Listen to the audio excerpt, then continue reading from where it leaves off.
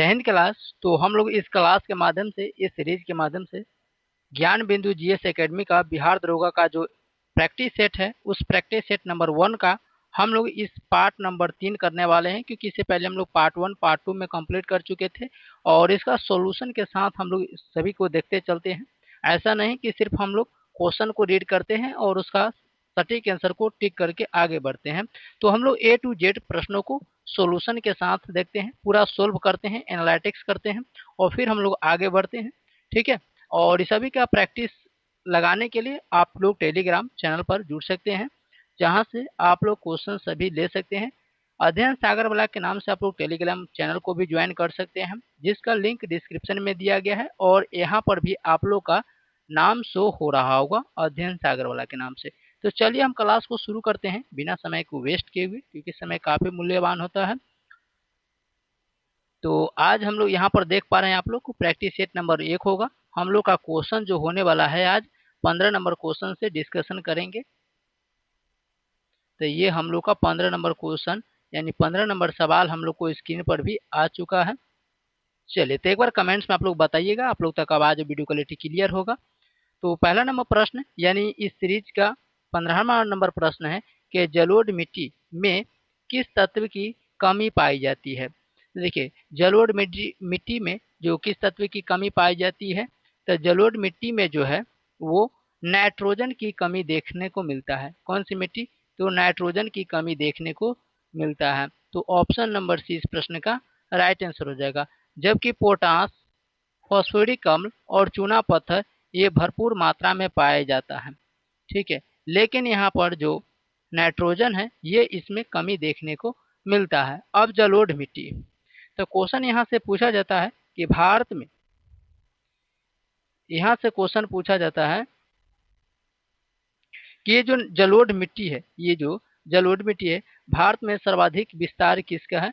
तो भारत में सर्वाधिक विस्तार जो है वो किस मिट्टी का है? ये जलोढ़ मिट्टी का है। ठीक है, अगर भारत की बात करें तो भी जलोढ़ मिट्टी का विस्तार है, और बिहार की बात करें तो बिहार में भी सबसे अधिक किस मिट्टी का विस्तार है? तो ये जलोढ़ मिट्टी का विस्तार है। ठीक है, अब यहाँ पर देखते हैं कि जलोढ़, तो जलोढ़ मिट्टी को अन्य नाम क्या क्या है? तो जलोढ़ मिट्टी का अन्य नाम, तो जलोढ़ मिट्टी का अन्य नाम हम लोग देख लेते हैं। जैसे कि इसे हम लोग दोमट मिट्टी के नाम से जानते हैं। दोमट दोमट मिट्टी भी कहते हैं, या इसी को हम लोग कछाड़ी मिट्टी भी कहते हैं। क्या कहते हैं? कछाड़ी मिट्टी भी कहते हैं। तो ये भी आप लोग याद रखिएगा कि जलोढ़ मिट्टी को में किसकी कमी होती है? नाइट्रोजन की। और जलोढ़ मिट्टी का विस्तार सर्वाधिक भारत में है। सबसे ज्यादा किस मिट्टी का विस्तार भारत में है? जलोढ़ का। बिहार में भी किस मिट्टी का विस्तार है?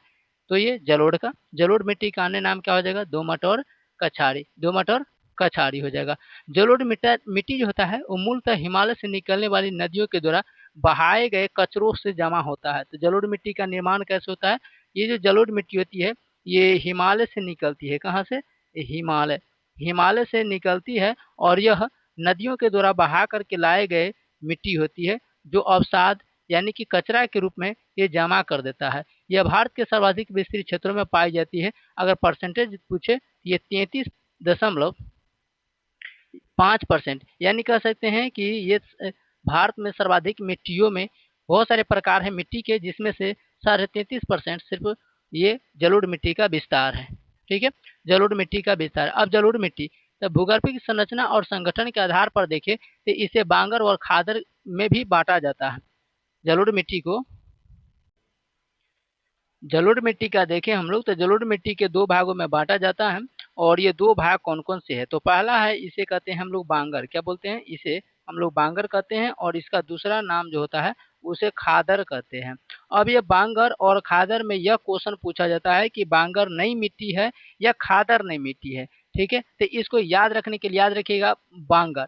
बांगर जो है यह पुराना मिट्टी है। बांगर क्या है? तो ये बांगर पुराना मिट्टी है। आप कैसे याद रखेंगे? तो देखिए, प फ में ही आता है ब, और प फ से ही प से ही होता है पुराना।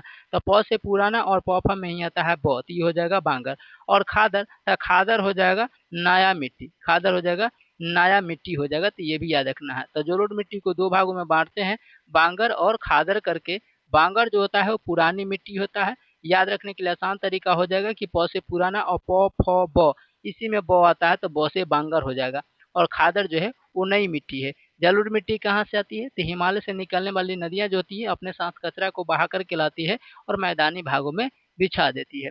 प्राचीन जलोढ़ को बांगर कहते हैं, जिसमें कंकर व कैल्शियम कार्बोनेट भी होता है। अगर क्वेश्चन पूछा जाएगा कि इसमें जो बांगर होता है, इसमें जो बांगर मिट्टी है इसमें क्या क्या पाई जाती है, तो बांगर मिट्टी में कैल्शियम कार्बोनेट मिला रहता है। क्या रहता है? कैल्शियम कैल्शियम कार्बोनेट होता है इसमें, ठीक है, जिसे CaCO3 बोलते हैं। तो ये कैल्शियम कार्बोनेट इसमें कंकर और कंकर रहता है। क्या रहता है? कंकर और कैल्शियम कार्बोनेट घुला रहता है, ठीक है। जबकि नवीन जलोढ़ को खादर कहते हैं, इसका निर्माण जो होता है।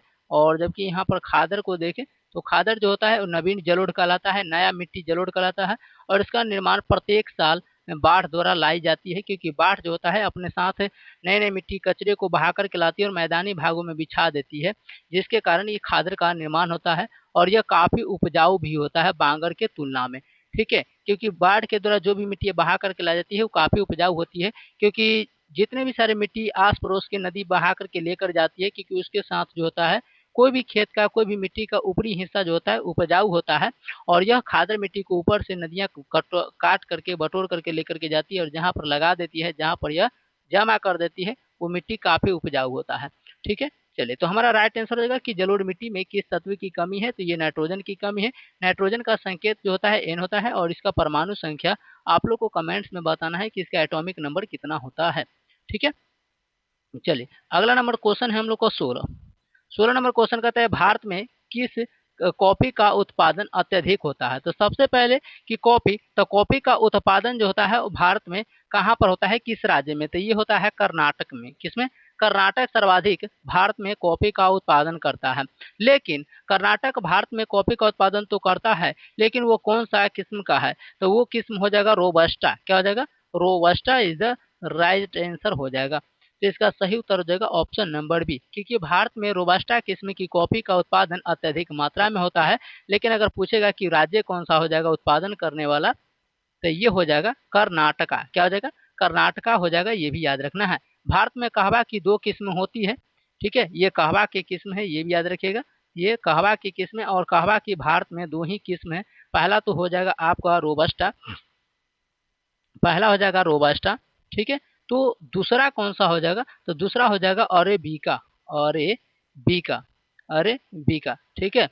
तो याद रखने के लिए आसान तरीका है कि कहवा यानी कि कहाँ चला रे, यानी कि कहवा चला रे, ठीक है। तो रोबस्टा लेकर चल गए, कहाँ चल गए? बेचने। तो हम फिर जाकर के कोई व्यक्ति पूछता है कि अरेबिका यानी कि अरेबिका, तो कहते हैं कि बीका या नहीं बीका, तो अरेबिका, ठीक है। तो ये 2 प्रकार के पाए जाते हैं। कहवा की खेती के लिए जो होता है वो मौसम कैसा होना चाहिए।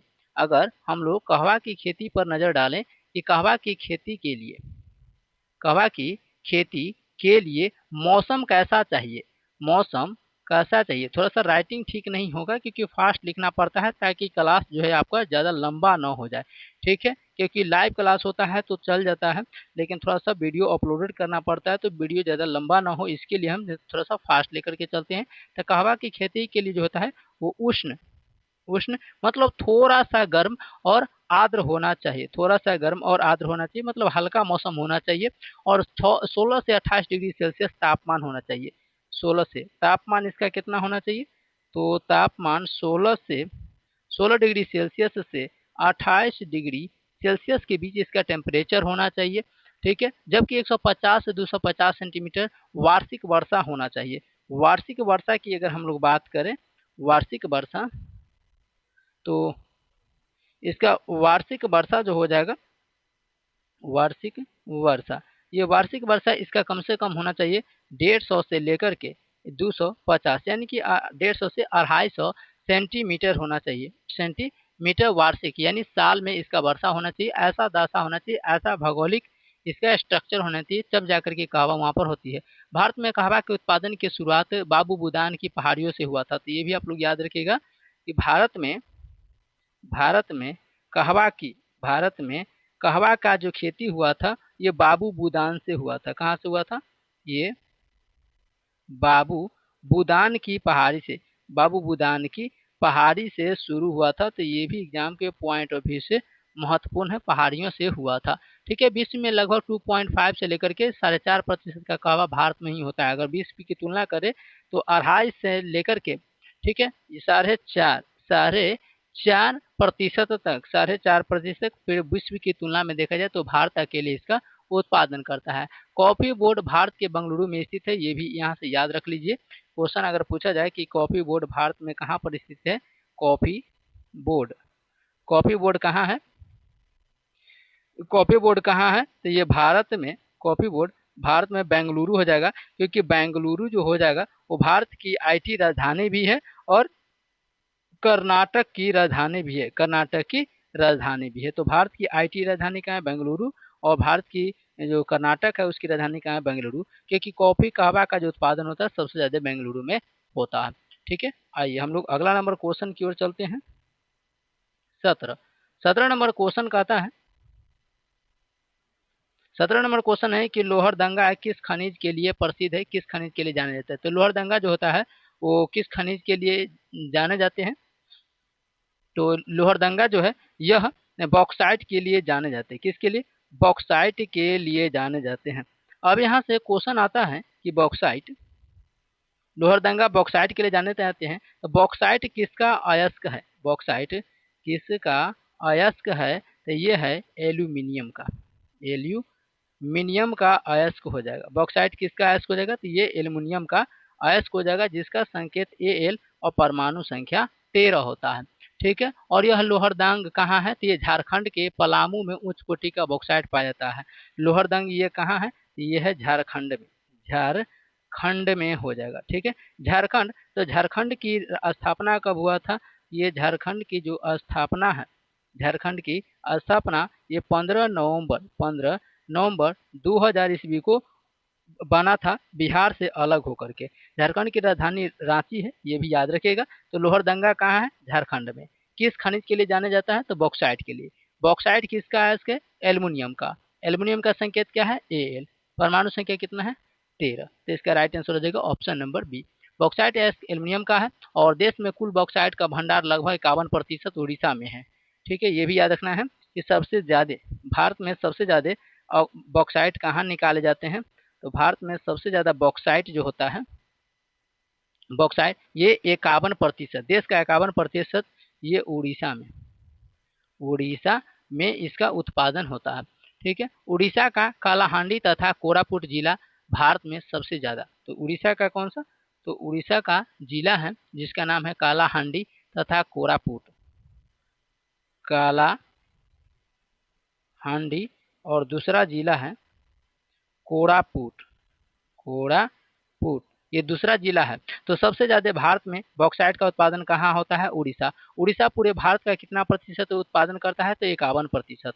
और उड़ीसा में कौन सा दो जिला है, तो कालाहांडी और कोरापुट, कालाहांडी और कोरापुट। भारत में उड़ीसा, आंध्र प्रदेश, गुजरात, इसका हम क्रमबद्ध थोड़ा सा देख लेते हैं कि बॉक्साइट के उत्पादन में कौन कौन सा राज्य जो है आगे है। तो सबसे पहले आगे हो जाएगा उड़ीसा, कौन सा हो जाएगा, तो सबसे पहला राज्य हो जाएगा उड़ीसा।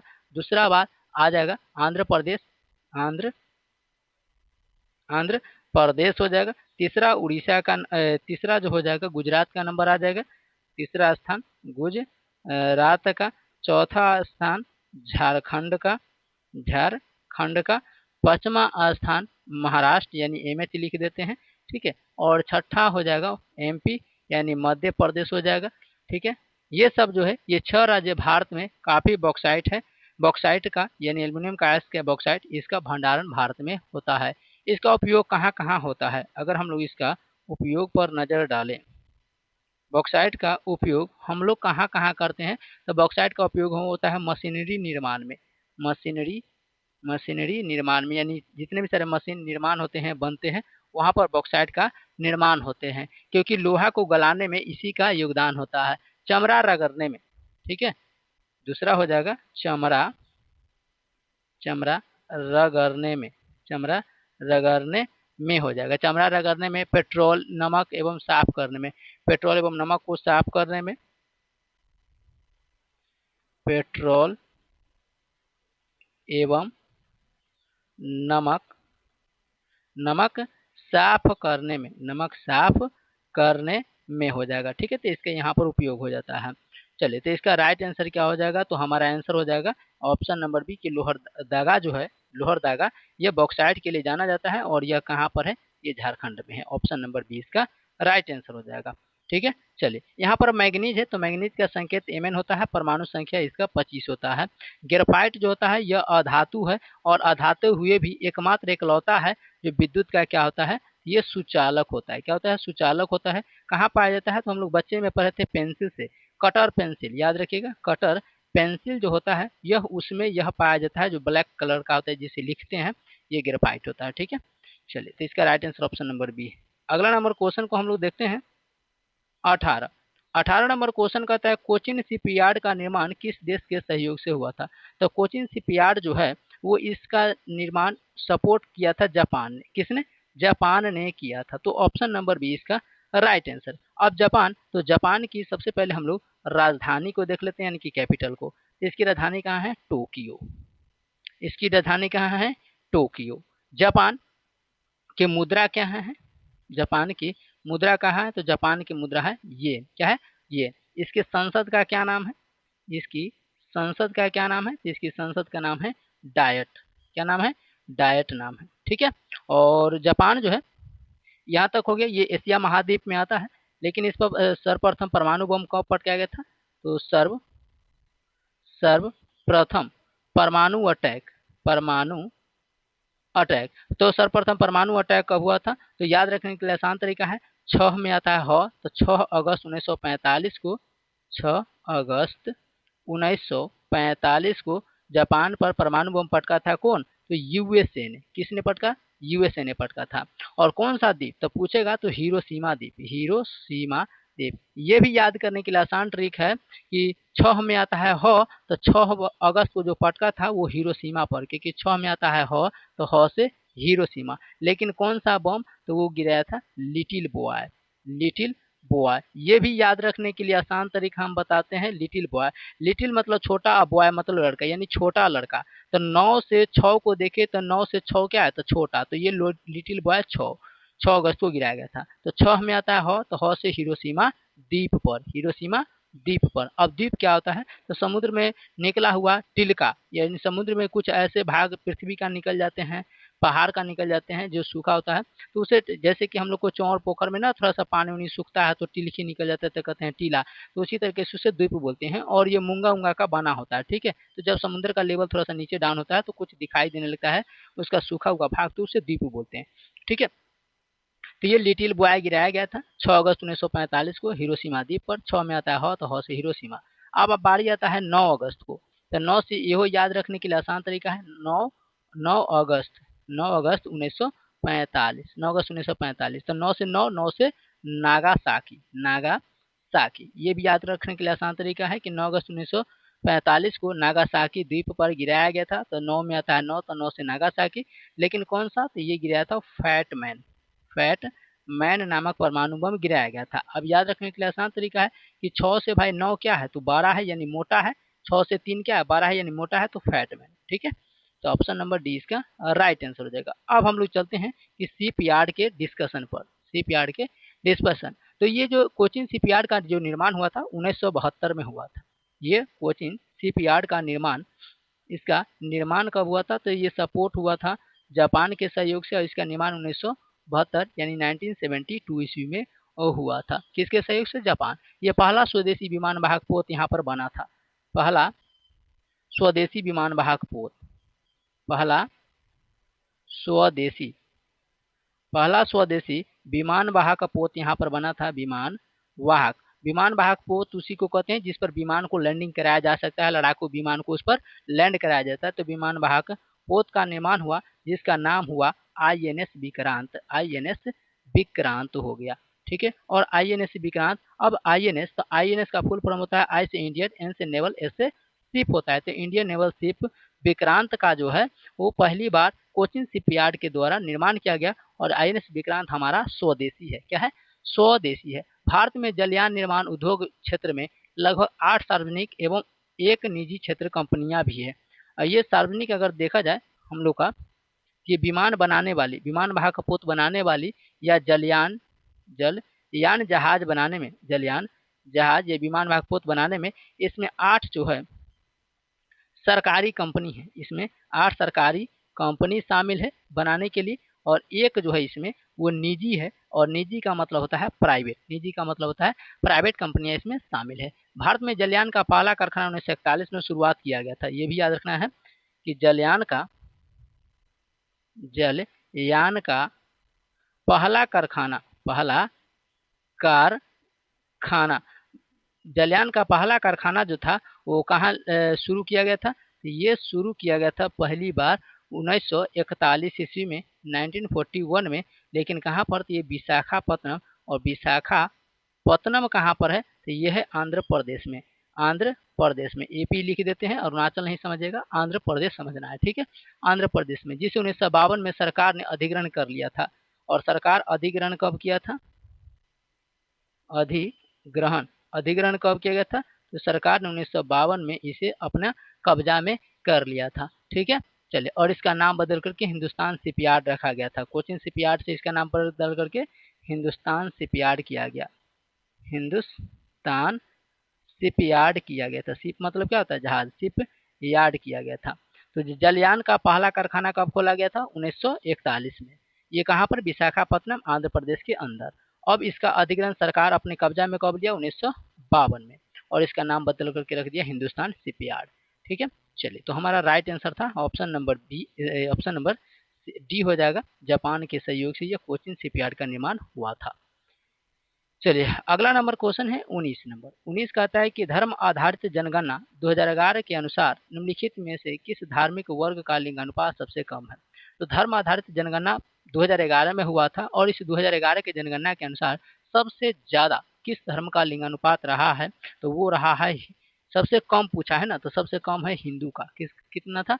हिंदू का 900 सिर्फ 31 था, 931 था। ये भी आप लोग याद रखना है। और जिसके आंकड़े जो था 25 अगस्त 2015 को जारी किया गया था। 2011 में इसको जो सो धर्म आधारित जनगणना स्टार्टिंग हुआ था, और इसका जो रिजल्ट है वो 25 अगस्त 2015 को इसको जारी किया गया था। 25 अगस्त 2015 को इसे जारी किया गया था। इसके अनुसार देखिए तो सर्वाधिक लिंगानुपात वाला धर्म कौन सा है?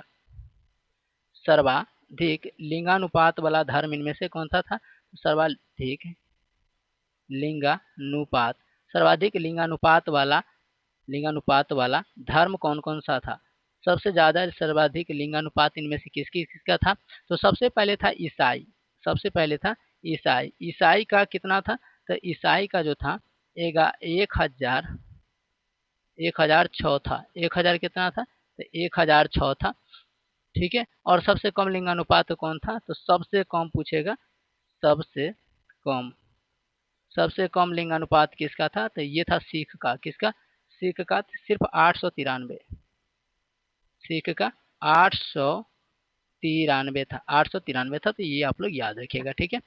चलिए, अगला नंबर क्वेश्चन की ओर चलते हैं। 20 नंबर क्वेश्चन कहता है निम्नलिखित में से कौन सा युग्म सुमेलित नहीं है? ध्यान देना है कि जोड़ा इनमें से नहीं है, उसी को हम लोग को छांटना है, ठीक है। तो इसका सही उत्तर क्या हो जाएगा 20 का? कि देखिए यहाँ पर कहता है यूक्रेन का पठार जो है अलास्का का पठार भी कहा जाता है। तो यूक्रेन का पठार ये कहाँ पर है? अलास्का में। और ये जो चीन जो मिलाया गया है ये चाइना में नहीं है, ये अलास्का में है। कहाँ पर? अलास्का में हो जाएगा। कहाँ पर है? अलास्का में हो जाएगा। और अलास्का कहाँ है? तो ये यूएसए में है। ऐसे अलास्का जो था ये रसिया का भाग था, यानी कि रूस का था, ठीक है। लेकिन रूस ने इसे यूएसए के साथ बेच दिया। ये अलास्का यूएसए में हो जाएगा। बाकी मेसेटा का पठार स्पेन में है, चियापास का पठार मैक्सिको में है, यूक्रेन का पठार अलास्का यूएसए में है, नॉर्थ चाइना और किम्बरले का पठार ऑस्ट्रेलिया में है। तो हमारा राइट आंसर हो जाएगा कि इनमें से कौन सुमेलित नहीं था? तो ऑप्शन नंबर सी वाला सुमेलित नहीं था, ठीक है। पठार द्वितीय क्रम के ऊंचावच होते हैं, ये भी आप लोग याद रखना है। चलिए आगे हम लोग बढ़ते हैं। 21 नंबर क्वेश्चन। 21 कहता है निम्नलिखित में से, भाई साहब 21 कहता है निम्नलिखित में से पवनों द्वारा निर्मित स्थलाकृति नहीं है। तो हवा के द्वारा बनाए गए टीला इनमें से कौन सा नहीं है? 21 नंबर सवाल है। ये होगा मेहराब। क्या हो जाएगा? मेहराब हो जाएगा। तो ये मेहराब जो है वो पवनों द्वारा बनाया गया कृति नहीं है। ऑप्शन नंबर 20 का राइट आंसर हो जाएगा। क्या हो जाएगा? ऑप्शन नंबर बी हो जाएगा। इससे पहले हम कुछ पठार को देख लेते हैं, ठीक है। चलिए आइए हम कुछ पठार को यहाँ पर देख लेते हैं। 20 नंबर सवाल में कुछ पठार दिए गए थे, तो पठार से संबंधित जो विश्व के प्रमुख पठार है उसकी अवस्थिति कहाँ है, तो विश्व के प्रमुख पठार। तो सबसे पहले देख लेते हैं ग्रेट बेसिन पठार कहाँ पर है। ग्रेट, इसको थोड़ा सा नीचे कर लेते हैं। चलिए, तो सबसे पहला है कि हम ग्रेट बेसिन पठार को देख लेते हैं। ग्रेट बेसिन पठार, ग्रेट बेसिन पठार कहाँ पर है, ग्रेट बेसिन पठार। तो ये इसका राइट आंसर हो जाएगा कि ये भी यूएसए में है, यानी अमेरिका में है, ठीक है। अगला पठार अंतोलिया का पठार। आप लोग भी कमेंट्स में बताइएगा कि अंतोलिया, अंतोलिया का पठार। राइटिंग एकदम बिल्कुल खराब है क्योंकि बहुत फास्ट लिखना होता है, मोबाइल में स्पेस ही कितना होता है डिस्प्ले का। तो अंतोलिया का पठार तुर्की में, कहाँ पर है, ये तुर्की में, लेकिन हम प्रयास करेंगे ठीक से लिखने के लिए, ठीक है। उसके बाद तीसरा जो आता है वो आता है यूनान का पठार। क्या है, यूनान का पठार, यूनान, यूनान का पठार। तो यूनान का पठार कहाँ है, तो ये म्यांमार, चीन और वियतनाम के बॉर्डर पर है। म्यांमार, चीन प्लस वियतनाम के बॉर्डर पर है, वियतनाम के बॉर्डर पर है, ठीक है। वहीं पर हम लोग चौथा को देख लेते हैं कोलंबिया का पठार। कोलंबिया, कोलंबिया का पठार। तो कोलंबिया का पठार कहाँ है, पश्चिमा में हम लोग देख लेते हैं कोलोरेडो का पठार। कोलोरेडो, कोलोरेडो का पठार, तो ये कहाँ, तो कोलंबिया का पठार भी यूएसए में और ये भी यूएसए में, ठीक है। और देख लेते हैं कुछ। चले, तो छठा में हम लोग देख लेते हैं जैसे कि कंटगा का पठार। कंटंगा, कंटंगा का पठार कहाँ पर स्थित है, ठीक है। लॉरियन पठार कहाँ है, लॉरियन, लॉरियन का पठार कहाँ पर है, तो ये हो जाएगा डेमोक्रेटिक कांगी में, डेमोक्रेटिक कांगे में हो जाएगा, डेमोक्रेटिक कांगे में हो जाएगा, जबकि ये हो जाएगा कनाडा में। लॉरियन का पठार कनाडा में हो जाएगा। तो ये था कुछ विश्व प्रमुख जो था पठार से संबंधित प्रश्न था, ठीक है। हमारा क्वेश्चन 21 नंबर था कि निम्नलिखित में से कौन सा पवनों द्वारा स्थलाकृति नहीं, यानी हवा के द्वारा नहीं बनाया जाता है, तो मेहराब को हवा के द्वारा नहीं बनाएगा, स्थलाकृति है, ठीक है। चलिए, तो अगला नंबर हम लोग क्वेश्चन को देखते हैं 22 नंबर। 22 नंबर सवाल हम लोग को यहाँ पर स्क्रीन पर है। 22 कहता है कि कुमारी नामक स्थानांतरणशील कृषि का संबंध किस क्षेत्र से है, तो कुमारी नामक स्थानांतरित कृषि पश्चिमी घाट क्षेत्र में प्रचलित है। कहाँ पर है, ये पश्चिमी घाट क्षेत्र में प्रचलित है। ऑप्शन नंबर जो हो जाएगा सी इसका राइट आंसर होगा, कुमारी नामक स्थानांतरित कृषि। अब चलिए हम कुछ कृषि से संबंधित जो है सो देख लेते हैं कि कौन सा कृषि कहाँ पर किस राज्य में किए जाते हैं। तो हम लोग भारत से संबंधित देख लेंगे। तो यहाँ पर इसको हम थोड़ा सा ले लेते हैं, इस पेज को व्हाइट है ताकि इसको लिखेंगे तो आप लोग को क्लियरिटी दिख जाएगा। जैसे कि झूम खेती का बात करें हम लोग, झूम खेती, तो झूम खेती कहाँ पर की जाती है भारत के, ये उत्तर पूर्वी राज्य में, यानी कि उत्तर पूर्वी, उत्तर नॉर्थ ईस्ट राज्य में, नॉर्थ ईस्ट राज्य आप लोग समझ जाइएगा, नहीं उत्तर पूर्वी राज्य में। बेवर या डहिया झील, बेवर या बेवर, बेवर या डहिया खेती, बेवर या डहिया खेती कहाँ पर की जाती है, तो ये एमपी यानी मध्य प्रदेश में की जाती है, ठीक है। उसके बाद पोडू या पेंडा, पोडू या पेंडा, पोडू या पेंडा खेती कहाँ पर की जाती है, तो ये किया जाता है आंध्र प्रदेश में, यानी एपी लिख देते हैं। कुमारी खेती पश्चिम तटीय पर अभी हम आपको बताए हैं। कुमारी, कुमारी खेती कहाँ पर किया जाता है, तो पश्चिमी तट पर, पश्चिमी तट पर की जाती है। पश्चिमी तट कौन सा होगा, तो ये मान लीजिए भारत है, तो ये एरिया पश्चिमी तट कहलाता है और ये वाला पूर्वी तट कहलाता है, ठीक है। तो पश्चिमी तट पर किया जाता है। अगला जो खेती हम लोग का आता है वो होता है कोमान या पामा डाबी, कोमान या पामा डाबी, पामा डाबी खेती। तो ये पामा डाबी खेती कहाँ पर की जाती है, तो ये किया जाता है उड़ीसा में। कहाँ पर, ओडिशा में, ओडिशा में किया जाता है। तो रिवीजन करेंगे कि झूम खेती कहाँ पर किया जाता है, ये नॉर्थ ईस्ट यानी कि उत्तर पूर्वी राज्य में किया जाता है भारत के। बेवर या डहिया खेती कहाँ जाते हैं, मध्य प्रदेश में। पोडू या पेंडा खेती कहाँ किया जाता है, तो ये आंध्र प्रदेश में। कुमारी खेती पश्चिमी तट पर किया जाता है भारत के, और कोमान या पामाडावी खेती उड़ीसा में की जाती है। और हम लोग देख लेते हैं, पामाडावी कर लिए, वालड़े हो गया या बाल्टेरे जिसे बोलते हैं, वालड़े वालड़े या जिसे